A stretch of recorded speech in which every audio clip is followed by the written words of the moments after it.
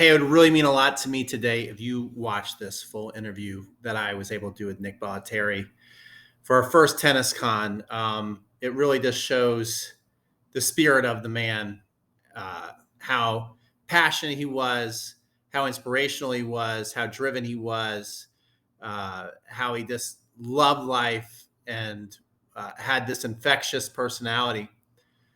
Nick has definitely been one of the biggest influences in my life as far as coaching, and he will be missed a lot. And I just want you to watch it. Please watch it. And here's my tribute to Nick. Well, this is a privilege to be on with you guys. And you know why? You're not fictitious. You're for real. Make it simple, baby, because my buddy and great coach Steve Contardi said you guys are the best. Steve Contardi is the best. Yeah, he really is. I always say about Steve is he is the most interesting man in the world. That Del Secchi's commercial got it wrong. No. He's one of the most interesting. Never say the most interesting, because you have Okay, Nick I got you. There too. All right, here we go. That's true. Okay, Matt, start. All right, so we've got a user submitted question here from one of our tennis students, and they want to know, Nick, if you take a different approach to practice versus match play. What kind of intensity do you like for practice versus match play? Well, first of all, there's no set answer. And I believe that this is where a lot of coaches go off. You have to understand the student, their mentality, their ability, their temperament, and then you deliver programs that fit into them. For instance, Sellers very different. She wanted to hit for 5, 6, 7 hours. Agassi, you get a good hour and a half out of him, you're very lucky. Boris Becker, it's got to be, everything's got to be ABC. Serena, Venus, practice with each other. Hit lots of balls. So everybody is different. Okay, very good answer. We also have another. We're basically going to be going through questions that people submitted. We're targeting tennis players over 50. That's who we're helping. And one guy said that he, when he was playing, specific techniques, like, you know, when you're going up to the serve, snap at a certain point, and he found that every time you do that, you go, oh, there's another serve in the net. So what do you think about when you're on the court as far as giving yourself specific tennis techniques? When you have to think when you're on the court, you lose. Because it's got to be a habit that was formed when you practice. Borg, when he came to the IMG Academy to start getting ready for the senior tour, said to me a simple thing: Nick, I became the best in the world because when I stepped on the court, my mindset was this: I will hit the last ball over the net and play. When you have to think about techniques when you play, your chances of winning are a lot less. It's got to be a habit that you form, that it becomes natural without any thought. Awesome. Okay, so our next question is, how do you get past the mental fear, the feeling that you can't beat someone who's beaten you a lot in the past? Or if you haven't played them, but you just know they're really good, maybe you think this is a better player than me, they've done more than me, mentally to compete with someone like that?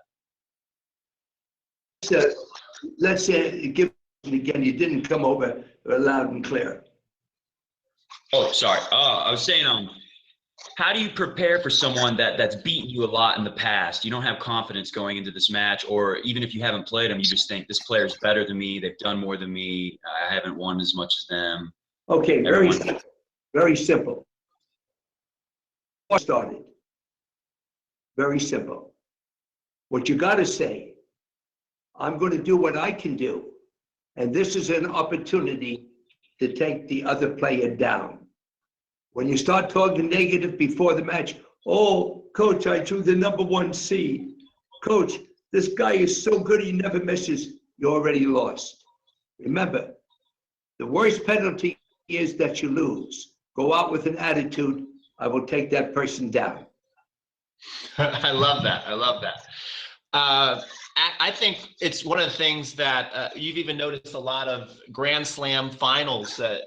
Think of the last one with Sloane Stephens versus Madison Keys, where one player just doesn't have the energy. But certainly, as you're getting older, it gets harder to get up for matches. Was there a certain ritual routine that you think that that player should be doing to always be able to go on the court with a lot of energy, intensity, and focus, and be able to execute with all that energy? Very simple. Go up to Children's Hospital in St. Petersburg, where children can't even walk. Don't tell me you're tired, because if you're tired at 18, 19, 20, you're going to be in a wheelchair when you're 50 or 60. It all boils down to one thing. I am not tired. This is an opportunity, and that's it, period. That's it, period. But when you start thinking that you're tired, the feet stop. You play quick points, you make mistakes. This is when the mind has to overshadow anything negative that you're thinking about it. Remember, have the best techniques, big serve, this, that, but it all boils down when you have some adversity. And that's when I judge whether or not you can really be a champion a long time or go to another level of play. But Madison Keys had a great tournament. And let's say thank you to Lindsay Davenport that's helped her control her emotions a great deal. Yes, we were very happy to see both of them in the final. All right, so we got a question I'm sure you've been asked a lot before. I'm sure you've heard a lot of recreational tennis players say this. In a match, the way I play in practice, when I practice, I always get that shot in, but in a match, I can't. I'm sure you've heard something like that. Well, they've already talked themselves into it. Imagine, you hear this talk, I can't believe it. I can hit the serve in, I can hit that big Bollettieri killer forehand, but when it comes to the match, I can't do it. You've already put that negative thought into your mind. You must say, I can and will do it. Think positive, because the worst penalty is that you missed that shot. But as Agassi said, you got the next point. Think positive. Look what Maria Sharapova does. Turns around. Bop, bop, bop. She's ready. Boris Becker slaps himself on the backside. McEnroe goes crazy, crazy, crazy. But he was always in control of himself. So remember something. If you can do it in practice, your mindset must say, I can do it when I play. And the worst penalty is you just lose that point. Very good. Was there a system that you went through at all with your players in between points? You know, so many people I think can win or lose matches. You've been talking so much about attitude today, about what they do in between the points. You can almost tell someone's losing just by the way they're walking around versus, you know, how they're hitting the ball. So was there certain things that you would teach people to do in between points, and also how should you use your time on changeovers? I never told a person before I looked at the person and see what they did by themselves. Maria Sharapova turns around 3 or 4 steps, bop, bop, bop, bop, comes back. Becker would slap himself on the backside. Curious, he'll bounce the racket. He may even break it. What you have to do is to find a positive way to release your anger and then be in control of the next point. But most players, frustration, anger into the next 2 or 3 points, and there you go. You lost another game. Absolutely. Got another question for you, Nick. Some people feel like they choke matches away. And I wonder, do you feel like choking is something that you can fix in a player? Or once you're a choker, are you always a choker and you're just doomed? I think a great thing to do is to listen to your student. Listen to the pressure that's coming from mom and dad. I mortgaged the house, baby. I mortgaged the house. You should be doing better. The coach who puts the student down. Unrealistic expectations. There's a lot of things. But you want to listen to the student totally. let them tell you. And then find out a lot about their background, including their family and their input as well. Very good. Nick, I know that you've always prided yourself on fitness, and I watched a video where you say you get up every morning at 4:30 in the morning and you start to do your workouts. Again, this is targeted to players over 50. We've seen that, you know, some pro players themselves over 50 have stayed in amazing shape, and some have not. So what would you recommend that people do every day as far as daily habits to stay fit and also stay off the operating table? They can go out there and play great tennis and feel good. Okay, let me give you a few tips as you get older. Number one, age is only numbers.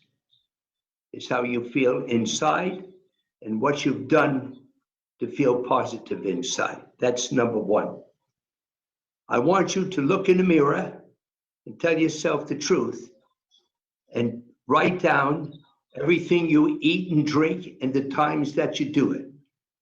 What you do for exercise so that you can actually see what they are doing. Now remember, everybody, tennis is a movement sport. You can't hit what you can't reach.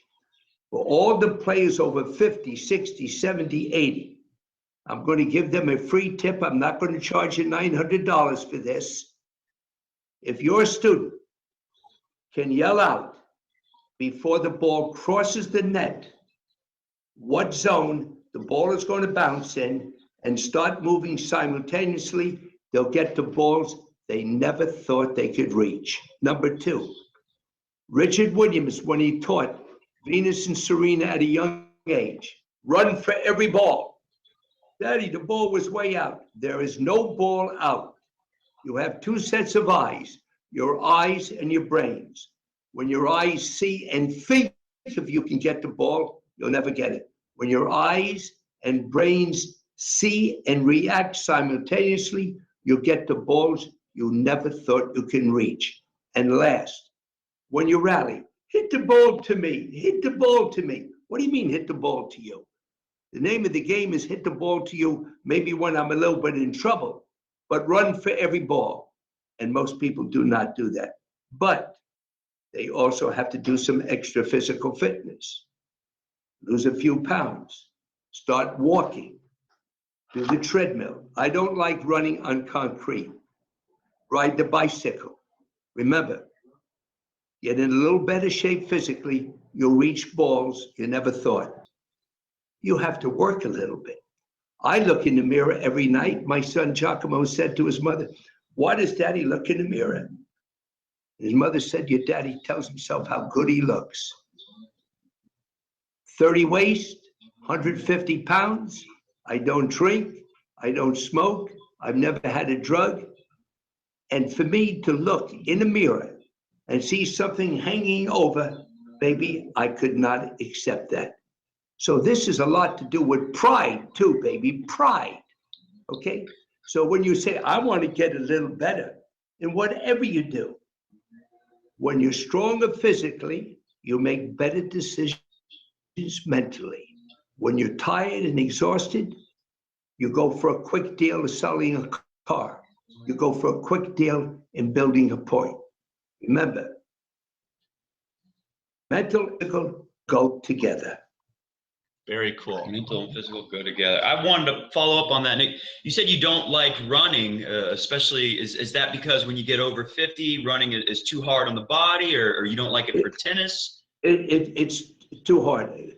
Practice your running a little bit more, maybe on a softer surface, okay? Maybe go to a rubberized track, which is very good, or maybe run on dirt, or even grass. But to go pounding on concrete for several miles is difficult. Yes, when you play on a hard court, certainly it's hard. But to go out and run 5 or 10 miles on a hard, that's on the body. Okay, but and you said you do like the jump rope, though. The jumping rope is very important. The treadmill, excellent. The bicycle, excellent. Bicycling, fantastic. And when you do bicycle, do spurts. Don't go on a steady speed unless you're building endurance. Then do reaction. Pump quick, slow down. Pump quick. And also, maybe you do a little zigzagging as you're riding that bike if the road permits you to do that. Okay, Cool. good. Sounds more like tennis, doing the interval training. Right. Tennis. Okay, next question. All right, so next up, we got another fitness-related question. I know you've spent a lot of time with Tommy Haas. He's always been one of my favorite tennis players, and he's just now retiring. And the guy is almost 40 years old. What do you think these pro tennis players are doing to play so well so late into their 30s? Right now, they're training as much physically and mentally as they are practicing their techniques. The game has changed. It used to be hit a few balls, let's have a beer, a Coke, that's it. Today, the physical and mental part are part. It's techniques, physical, and mental. Now, a lot of parents will say, oh, I'm paying money to see my son jump rope and run around. Parents, you're wrong. It's part of training to be a tennis player and to actually to play any sport. Very cool. We'd love to finish with some word association game of the players that you've coached over the years. So just whatever kind of thoughts pop in your mind when we mention these players to you, we'd love to hear your thoughts as we end this interview with you, Nick. So Andre Agassi. A time bomb. You never know what was going to happen. Jim Courier. A workhorse, baby. A workhorse. Monica Seles. Hit me a few more balls, Nick. Hit me a few more balls. Mary Pierce. Mary Pierce. Get into shape, baby. Maria Sharapova. Say very little. Let her run to practice. Ooh, all right. How about Tommy Haas, my favorite? My shirt. I'm looking into the sun. The racket's no good. Everything bothered my boy. Let's see, Venus Williams. Smooth as silk, baby. You didn't have to say much. She did the talking her own self. Serena. I'm going to knock you down, baby. I'm going to taking you out. Awesome. Martina Hingis. I can't break an egg, but I don't miss a ball, baby. Kini Shikori.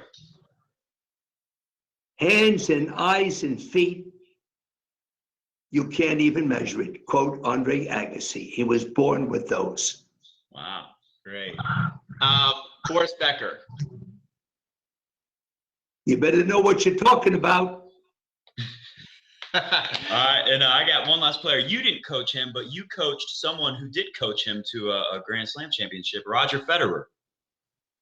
I sure wish I had the opportunity to be part of Roger Federer's career. Yeah, absolutely. All right, last question, if you will indulge us. Steve Contardi has told me a great story about how you started to work with Boris Becker. Do you remember that story? I sure do.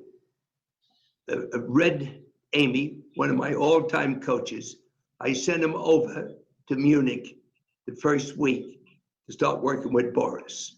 I came in a little town outside of Munich, and I stepped on the court. First day I looked, second day I looked.